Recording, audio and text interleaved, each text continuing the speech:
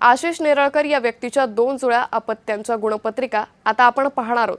त्यामुळे एकंदरीतच आशिष नेरळकर यांच्यावरती काँग्रेसनं मंगळवारी पत्रकार परिषद घेत या व्यक्तीच्या 2 जुळ्या अपत्यांना 12वीच्या परीक्षेत अनुक्रमे 51% आणि 56% मिळाले। मात्र सीईटी परीक्षेत 99% गुण मिळाल्याचा दावा केला। काँग्रेसने या मुलांच्या कामगिरीवर संशय व्यक्त केला। मात्र काँग्रेसचा हा दावा खोटा ठरलाय। अवनी आशिष नेरळकर हिला 12वीत 62.63% मिळाले, तर आरुष आशिष नेरळकर याला 12वीच्या परीक्षेत 64.83% मिळाले। लोकांची दिशाभूल करणाऱ्या काँग्रेस नेत्यांनी दोन्ही मुलांची आणि त्यांच्या पालकांची जाहीर माफी मागावी, अशी मागणी भाजपाचे प्रदेश प्रवक्ते राम कुलकर्णी यांनी केली आहे।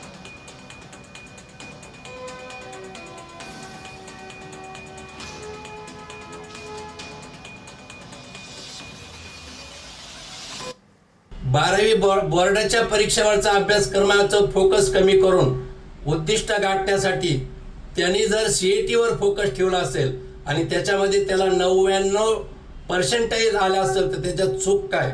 आणि म्हणून आज नेरळकर कुटुंबियाला भारतीय जनता पार्टीला बदनाम करण्याचं काम काँग्रेस पक्षाने केलंय।